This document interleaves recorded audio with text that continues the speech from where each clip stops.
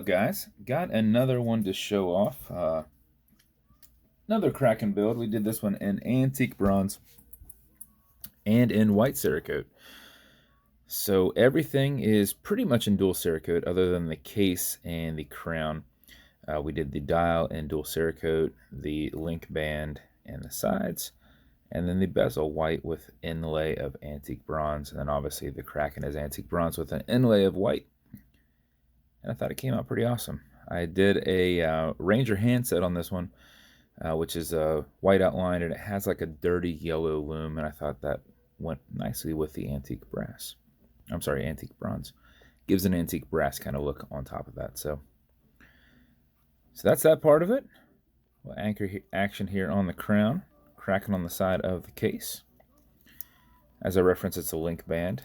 We got Kraken on your clasp here. Did I put that on straight?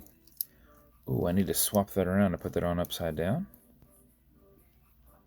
I prefer when you roll your wrist down that the clasp is facing up. So might have to do this a little bit off camera, because if I try and look through the camera and do this, I'll never get these on here straight. There's one. We can try it on camera. See, like, am I there? How far away am I? Now we're good. Now when you roll it up, there you go. Kraken logo on the clasp. An antique bronze. Low profile exhibition caseback. This is on one of the 2435 gilded movements. So the whole movement is done in gold. Obviously I threw on a silver rotor there. You've got it's hard to see, it won't focus on it, but stainless steel movement holder in there.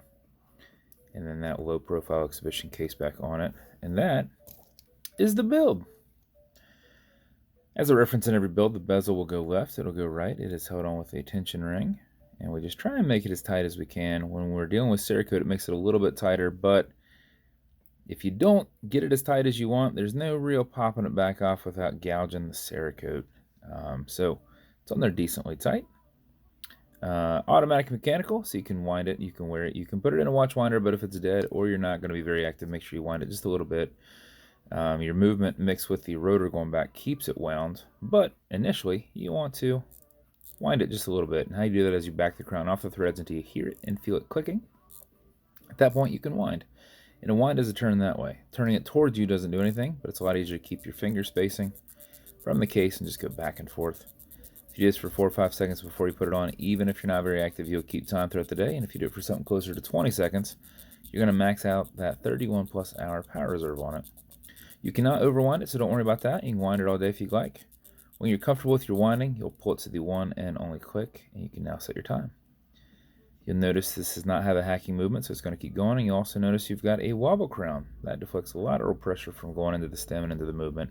So when you're pushing and prying on it, it is not putting any adverse pressure on that stem.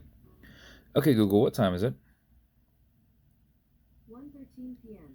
1:13 p.m. When you're good, push it over, get it out of that time setting, and wind it down. And that is the build. As with every build, it's going to come with matching beads. Entirely up to you how cool you are, if you're going to wear them with it or not. It's also going to come in a silverish-esque colored Kraken box. And this one will come with watch clearance. Is good on all glass and metal parts of this watch as a whole. Non-streaking, non-toxic, non-residue. It's also going to come with some fine scratch remover. This is Novus 2.